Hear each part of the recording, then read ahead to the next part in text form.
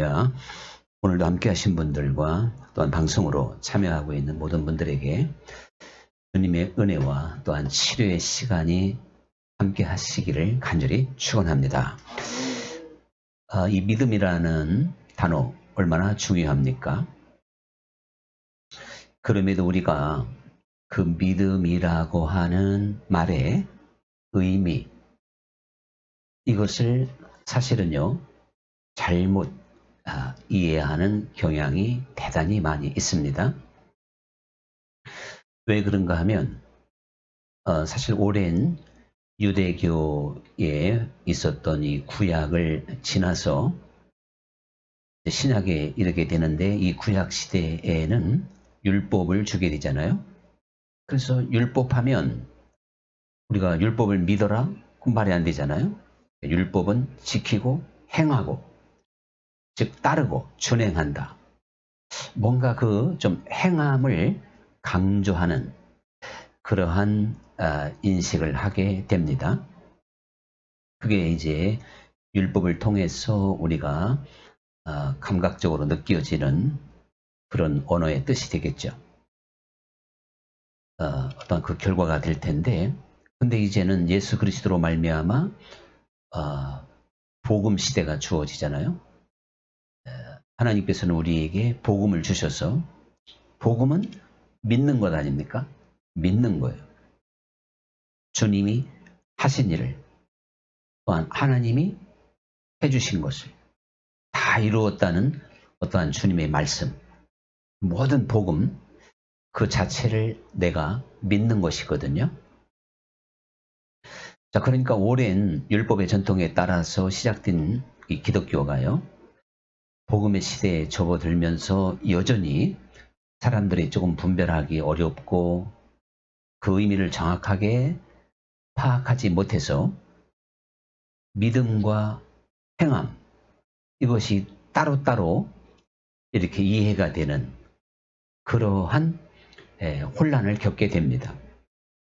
그래서 바울도 로마서를 통해서 이제 복음 안에서 주어지는 믿음이 무엇인가를 설명하려고 노력을 많이 했어요.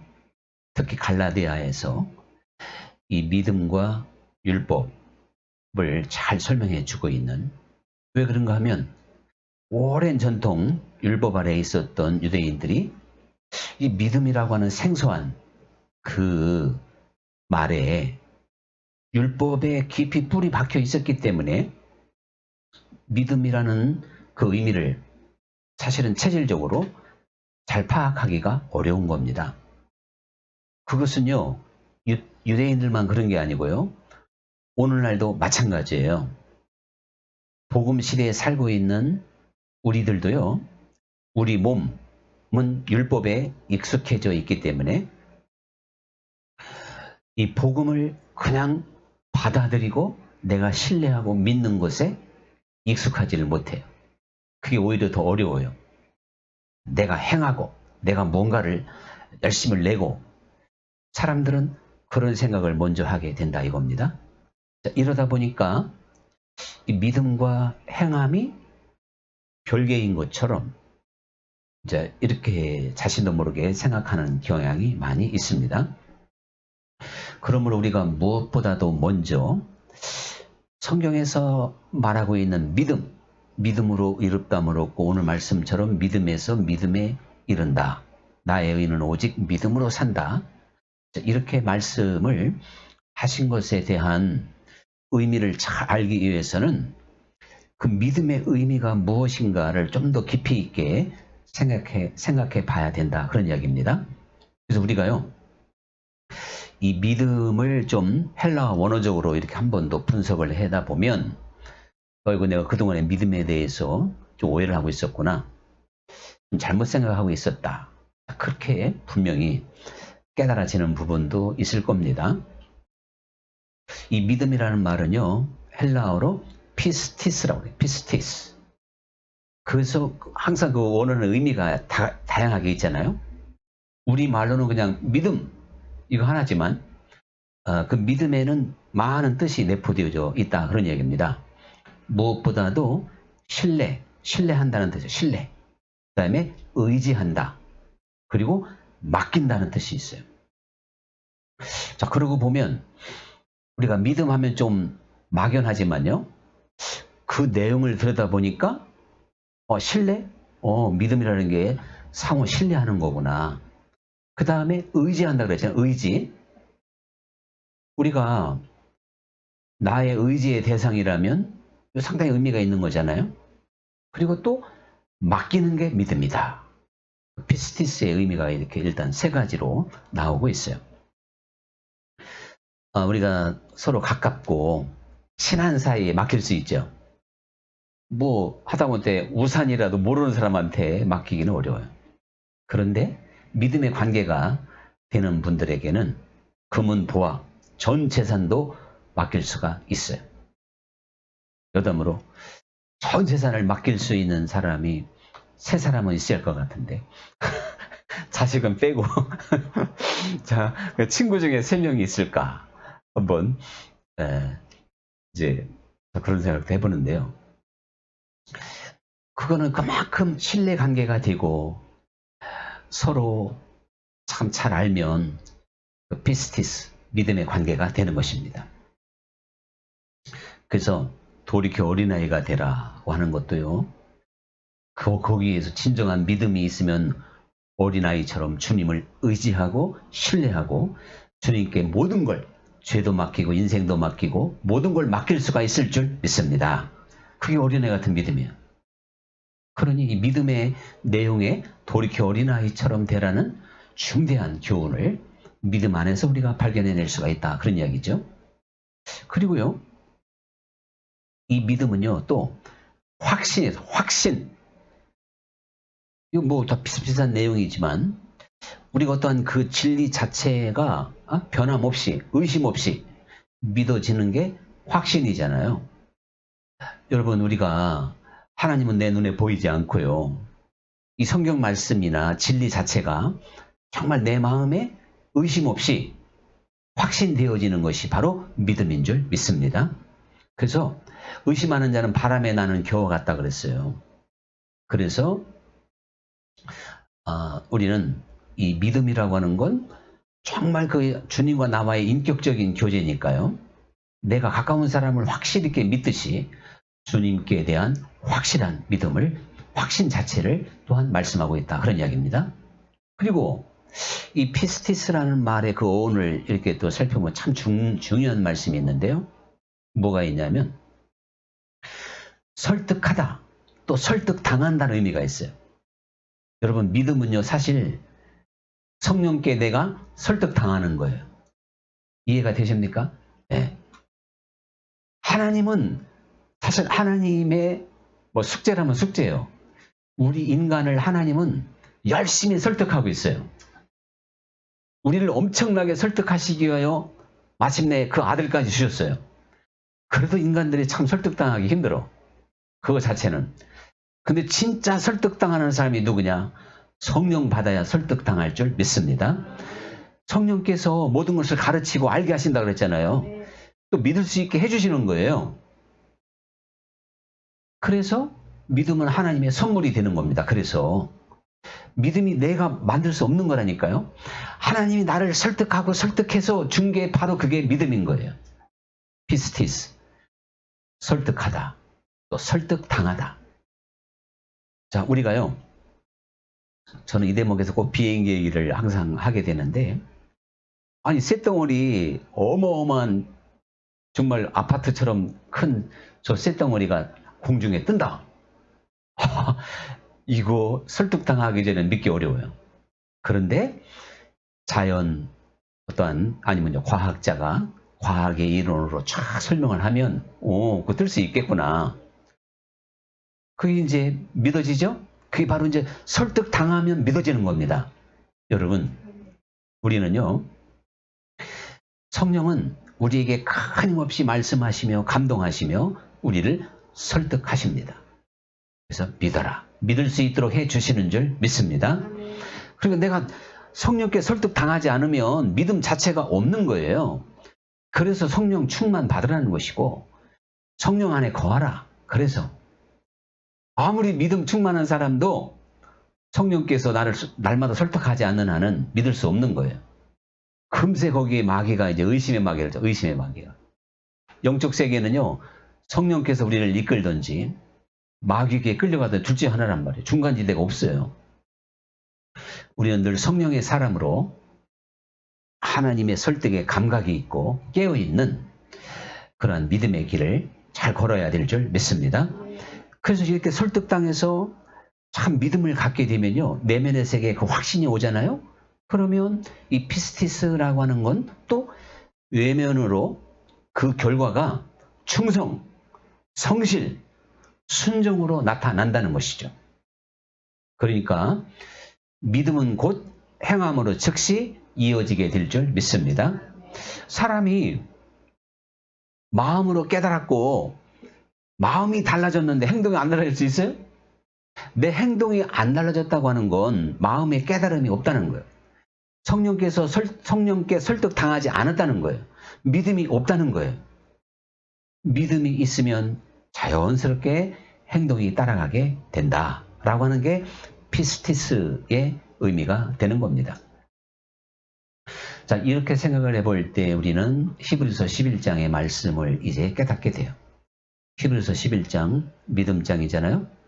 그래서 아벨부터 시작해서 노아, 아브라함, 또 이삭, 야곱, 또 요셉, 모세, 그리고 라헬까지 나와요. 쭉. 그들을 제가 설명 안 해도 그들이 행했던 거 다 기억나죠? 상상할 수 있죠? 그게 바로 믿음이다. 그들에게 하나님에 대한 믿음이 있었기 때문에 그런 행동을 하게 됐다. 그런 이야기입니다. 그러면서 라헬까지 설명하고 바로 히브리서 11장에서 믿음의 사람들은요, 나라들을 이겨. 어떤 나라들의 어떠한 그 어려움, 고통 속에서도 나라들을 이기고 의를 행하기도 하고, 의를 행한다. 오늘 이 로마서 1장 17절의 말씀은 하박국 2장 4절에서 온 말씀이에요. 또 이것은 이제 히브리서에도 또 인용이 되지만 나의 의인은 오직 믿음으로 살리라. 이 믿음으로 산다고 하는 이야기는요, 바로 의를 행함으로 산다는 뜻이 돼요. 이 원조가 하박국 2장 4절이거든요. 나의 의인은 오직 믿음으로 산다. 하박국이 왜 그런 예언을, 말씀을 그 백성들에게 전해줬냐면, 뭐 하박국 시대뿐만 아니라 어느 시대나 이스라엘은 우상숭배, 하나님으로부터 떨어진 막 불의가 판치는 그런 시대잖아요. 아무리 세상이 혼란하고 타락했어도 나의 의인은 오직 믿음으로 살리라. 이 이야기는 믿음을 가지고 있는 사람은 자기를 지킬 것이다. 바알에게 무릎 꿇지 않은 7,000명처럼 바로 주님께 그 순결을 지키게 되는 것이다. 그 뜻이 나의 의인은 오직 믿음으로 산다는 뜻이 되는 겁니다. 지금도 믿음으로 살아야 될 줄 믿습니다. 세상은 자꾸만 악해진다 그러죠. 그리고 정말 아닌 게 아니라 각박해져 가지요. 그래도 나의 의인은 날마다 돌이켜 어린아이와 같은 믿음으로 주님 안에 거하는, 주님을 신실히 의지하며 살아가게 될 줄로 믿습니다. 그러니까 믿음을 가진 사람은 의를 행한다. 또 소원을 받기도 하고, 약속을 받기도 하거든. 히브리서에서. 인내하고 기다려, 확실히 믿어지니까 기다릴 줄도 알고, 결국은 받는다 이 이야기입니다. 그리고 믿음이 있었던 사람들은 사자를 물리치기도 하고 불의 세력을 멸하기도 하고 칼을 피하기도 하고 약한 가운데서 강해지기도 하고, 그리고 또 전쟁에 나가면 이기고, 그게 믿음이라는 거예요. 그리고 더 좋은 부활을 위하여 감옥에서 풀려나지 않기를 원했고, 조롱과 채찍질과 그리고 핍박과 억압, 그리고 돌에 맞음, 톱에 키는 것, 칼에 찔리는 것, 그리고 염소와 양의 가죽을 입고 유리하며 환난과 곤고를 당했던 것, 이 모든 것이 다 믿음이다. 여러분, 그러니까요, 정말 믿음을 가진 사람들은 어떠한 환경 앞에도 굴하지 않고 나의 의는 오직 믿음으로 살리라 하는 것처럼 믿음으로 의를 지키고 하나님의 뜻에 순종하는 삶을 살아갈 수 있었던 것입니다. 이길 수가 있었던 것이죠. 그게 믿음이라는 거예요. 그런데 예수님께서 뭐라고 말씀하셨어요? 인자가 세상에 올 때 믿음을 보겠느냐. 여러분, 참 여기까지만 제가 한번 같이 말씀을 나눠도 야 진짜 믿음 나도 별로 없었고 내 주변 봐도 참 믿음도 없다. 아마 그렇게 생각하는 게 맞을 거예요. 맞을 거예요. 이건 주님이 이미 말씀하셨어요. 세상에서 믿음을 보겠느냐. 이거는 뭐 재림 때를 말씀하는 게 아닌 거예요. 재림 때 말씀하는 게 아니고 주님 그때부터. 그래서 주님 당시에도 그렇게 많은 표적과 기사가 있었지만 주님을 끝까지 따르는 사람이 없었잖아요. 주님 때부터 그래요. 그리고 초대교회에도 말씀드린 대로 이제 율법에서 복음을 설명하는 그 초대 기간이 지나서요. 믿음에 대한 아까 피스티스의 의미를 그리고 오직 믿음으로 의롭다함을 얻는다는 걸 아주 이 교리적으로 확신 있게 이렇게 체계화시킨 것이 종교개혁이잖아요.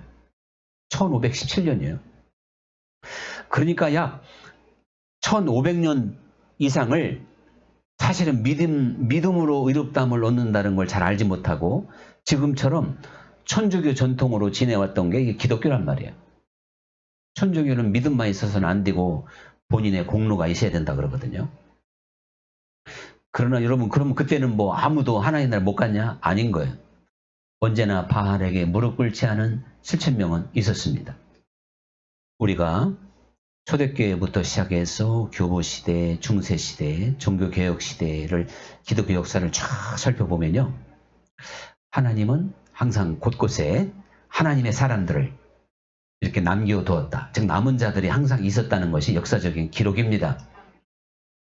지금도 마찬가지예요. 지금 이제 우리가 믿음 시대라고 그래가지고 믿음에 대해서 오직 믿음으로만 의롭다함을 얻는다고 하는 이 교리를 확실히 알았지만 제가 볼 때는 중세시대나 뭐가 다른 게 있냐니까요.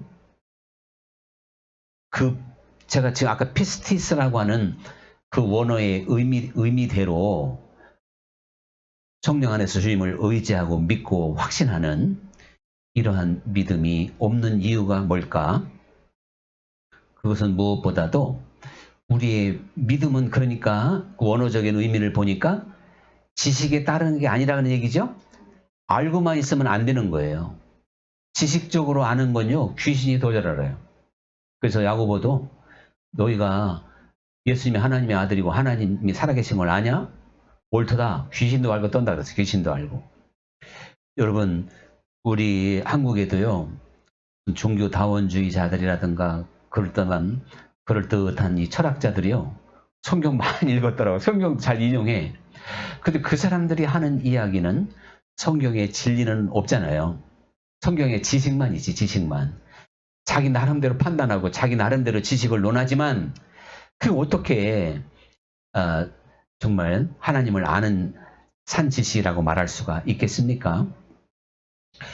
우리도 모르게 교리적으로만 이해하고 또한 어떠한 성경의 지식만 체득해서 내가 믿는 사람으로 착각을 해요. 이게 가장 많은 것 같아요. 또 조금 더 나가면 어떤 분은 이제 거기다가 감성적인 믿음까지 가죠. 그래서 십자가를 생각할 때 눈물도 나고 그리고 뭔가 주님을 위해서 막 충성하겠다고 몸을 떨기도 하고 때로 막 금식도 하고 뭔가 감정적으로 막 주를 위하여 죽겠나이다 막 이렇게 찬양할 때 막 벌떡 일어나서 두 손을 들고 막 눈물도 흘리고 찬양하고. 근데 그런 말 많이 들어봤죠? 막 찬양 집회할 때 일어나서 눈물 흘리던 사람 몇 년 지나면 거기에 한 사람도 없대. 그럼 다른 교회 나가는 것도 아니었 또. 참 그런 이야기를 너무 많이 들어봤어요. 감성으로 나를 위해서 죽으셨다 그러니까. 주님이 그렇게 고통을 받으셨다 그러니까. 그냥 분위기에 의해서 백날 감성적으로 나가도 주님을 아는 게 아니다. 또 어떤 이들은 기독교 전통에 의해서 나 이제 뭡니까? 모태신앙이다. 우리는 지금 3대가 믿어 이제 한 4대, 5대까지 나왔을 거야. 5대가 우리 기독교 집안이야. 또 좀 죄송하지만 나 목사야. 나는 장로야. 나는 교회 사모야. 하면서 자기 어떠한 그 교회의 전통, 체제 이것이 또 믿음으로 생각하고 이것도 거의 대부분이에요. 그냥 한마디로 그냥 종교 생활하는 거라니까요. 여러분 근데 이것보다 더 심각한 게 사실은요. 주님께서 이런 말씀을 하셨어요. 얻기를 구하여도 얻지 못할 자가 많을 것이다. 좁은 길로 들어가라고 해놓고 그것을 얻기를 구하여도 얻지 못할 자가 많다고 그랬어요. 이 이야기가 무슨 이야기입니까? 이게 이제 정말 중대한 건데요. 우리가 주님께서 인자가 올 때 세상에서 믿음을 보겠느냐 이렇게 탄식하신 가장 큰 건요. 무엇보다도 주 예수님을 잘 알지 못하는 거예요. 늘 말씀드리지만 우리가 히브리 말로 말하면 야다, 헬라어로 말하면 기네스코로 알아야 된다고 그랬잖아요. 아주 그 부부지간에 알듯이 한 몸으로 알아야 되는데 결국 지금까지 했던 것처럼 지식으로 알고 감정적으로 알고 전통으로 알고 성령 안에서 알지를 못한다 그런 이야기입니다. 자 그래가지고요. 달란트 비유에 보면 이런 얘기 나오죠. 마지막 한 달란트 받은 사람 뭐라 그래요? 그 한 달란트 받은 사람에게 예수님이 책망해. 네가 나를 그렇게 알았느냐? 이렇게 책망을 해요. 그 사람의 답변이 왕이시오 왕은 심지도 않은데도 거두고 해치지 않은데도 모으는 줄 난 알았나이다. 그걸 잘못 알았다는 거예요. 여러분 오늘날도 마찬가지예요. 이 한 달란트 받은 사람들처럼 주님이 나를 위해서 죽으셨어. 주님이 다 이루었어. 그거 다 알고 있어도 주님이 그렇게 너는 참 나를 잘 못 알았다 평생에. 우리가 주 예수님을 잘 몰랐다는 이야기는 내 행함과 내가 믿음으로 서지 못하면 그게 모르는 거예요. 모르는 거. 그리고요. 이제 예수님께서 마지막 날에 우편, 좌편 나눈다 그랬죠? 그때 좌편에 있는 사람들의 결정적인 미스가 뭐냐면 주님을 몰랐던 거예요. 우리가 언제 그랬습니까? 언제 그랬습니까? 막 따지는 거예요. 이게 몰랐다는 이야기죠. 그때 주님께서 지극히 작은 자에게 행하지 않은 것이 곧 내게 하지 않은 거다. 이러니까 이건 지극히 작은 자라고 하는 건 뭐 꼭 병들고 가난하고 갇힌 자뿐만이 아니고 주 예수님에 대하여 깊이 알지를 못했다는 의미가 돼요. 중대한 건. 결국 마지막 날에 예수님께서 내가 너희를 도무지 알지 못한다. 또 귀신을 쫓아내고 막 권능을 행하는 사람에게도 그렇게 한다 그랬죠? 많은 사람에게. 여기서도 서로 아는 문제가 발생하죠? 아는 문제. 자, 그러니까 이 무지요, 무지. 알지 못하는 것이 곧 믿음이 없는 것입니다. 열처녀의 비유를 보면요. 5처녀는 신랑에 대해서 잘 아는 거예요. 이 영적 세계를. 그래서 여분의 기름을 준비했던 겁니다. 잘 준비가 된 거예요. 근데 5처녀는 결혼의 의미와 신랑을 맞이하는 이 모든 것에 그냥 신부로만 있지 준비가 전혀 안 되는 거예요. 몰랐기 때문에. 그래서 예비할 수가 없었던 거예요. 자, 우리 한번 삭개오를 생각해 보면요. 삭개오가 삭개오가 무지 속에 있을 때와 예수님을 알았을 때, 이거 하늘과 땅이죠. 무지함 가운데 있었을 때는 자기밖에 몰랐던 거예요. 그야말로 세리 중에 세리였어요. 그런데 그 무지함에서 깨어나니까 전혀 다른 사람이 된 겁니다. 인자가 올 때 세상에서 믿음을 보겠느냐. 영적 세계 하나님의 나라를 보고 전혀 달라진 세상에서 살지 않는 한 나는 주님을 잘 모르는 겁니다. 성경은 그렇게 돼 있어요. 그래서 내 생각과 마음을 들여다보면 맨 육적인 생각, 육적인 계획, 육적인 욕심, 욕망, 저 하늘에 대한 소망 이런 것들은 좀 희미하고 그저 정말 육적인 그 틀에 갇혀서 육적인 삶을 살아간다면 이게 바로 무지 속에서 살아가고 있는 거다. 그런 이야기죠.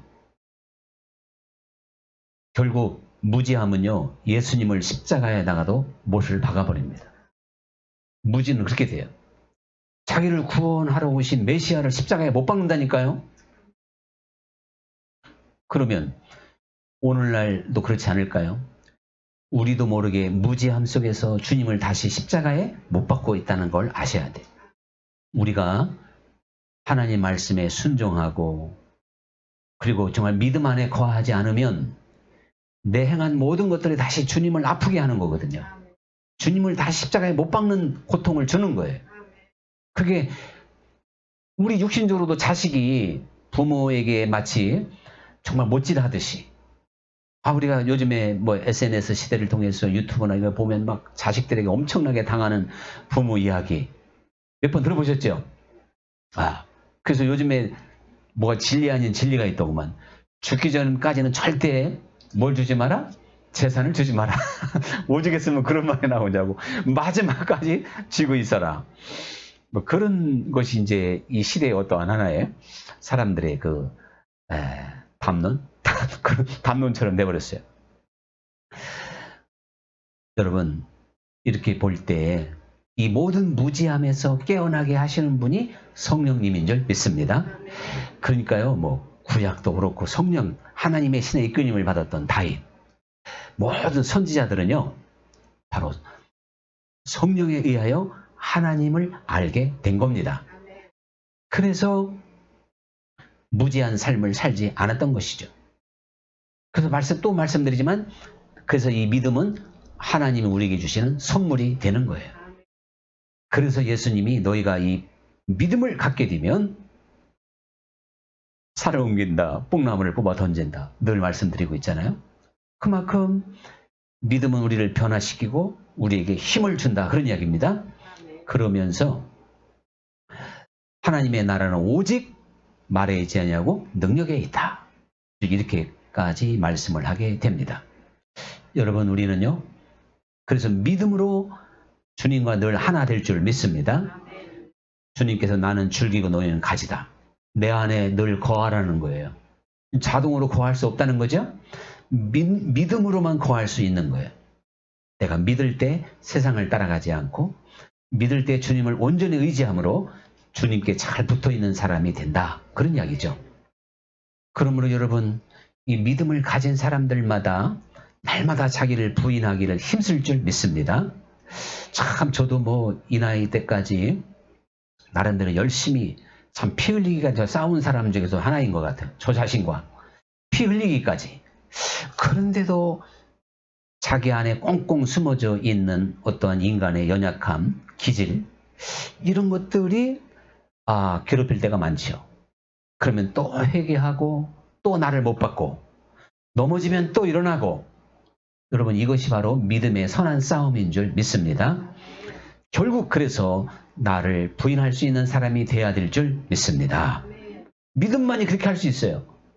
예수님이 그랬죠. 믿음이 아니고요, 어떻게 세상을 이길 수가 있느냐 이거예요. 세상이 얼마나 강하면 그렇게 말씀을 하셨을까요? 믿음이 아니고야 어찌 세상을 이기겠느냐. 이제 우리는 이제 예수님께서 믿는 자는 무슨 독을 마실지라도 해를 받지 않는다 그랬고 뱀과 전갈을 받는다 그랬어요. 또 다스리고 정복하라 그랬어요. 그러고 보면 모세가 믿음의 지팡이 하나로 10가지 재앙도 내리고 반석에 물을 쳐서 내리기도 하고 만나도 내리고 뭐 모든 걸 다 했듯이, 여러분, 아무리 복잡해도 내가 믿음 하나 찾는 것, 믿음으로 온전히 서는 것, 그것만이 풍성한 삶의 시작인 줄 믿습니다. 어려울 거 없어요. 그냥 전적으로 믿음을 구하고 찾고 두드려야 됩니다. 믿음은 배워서 되는 것도 아닙니다. 많이 들어서 되는 것도 아니에요. 물론 믿음은 들음은 하나님의 말씀이라고 했으니까 그럼 성경 공부 많이 하면 될까? 아니에요. 하나님은 우리에게 계속 끊임없이 말씀한다 그랬죠. 그게 결국 하나님 말씀이지만 하나님과 나는 인격적인 교제가 되기 때문에요. 성령 안에서 끊임없이 말씀하고 있는 거예요. 내 생각과 깨달음을 주면서 그렇게 해서 내가 설득당함으로 믿음을 갖게 되는 것입니다. 그러면 성령께서 오늘 우리에게 어떻게 설득하실까요? 얘야, 세상이 별거 아니란다. 또 부자와 나사로 이야기 알지? 또 그런 걸 생각하게 만들고 또 우리에게 어떤 미운 사람 용서를 가르쳐주고 내가 너를 위해서 죽기까지 했잖냐? 또 스데반 알지? 하면서 원수까지 사랑할 수 있도록 우리를 설득시키는 분이세요. 참 대단합니다. 성령이 나를 설득시키지 않는 한 어떻게 악을 선으로 갚을 수 있을까요? 성령께서 나를 강력하게 설득시키지 않는 한 어떻게 이 땅에서 기쁨과 감사로 살아갈 수가 있겠습니까? 원망하고 저주하고 원수 맺으며 살아갈 수밖에 없는 게 인간의 본성입니다. 우리는 이처럼 약하지만 성령이 나를 설득하셔서 그래서 나는 믿음을 갖게 될 것이고 그 믿음을 가지면 산도 옮긴다. 내가 도저히 할 수 없는 것들을 능히 해서 사랑할 수도 있고 용서할 수도 있고 기뻐할 수 있고 감사할 수 있다는 걸 믿으시기 바랍니다. 오늘의 찬양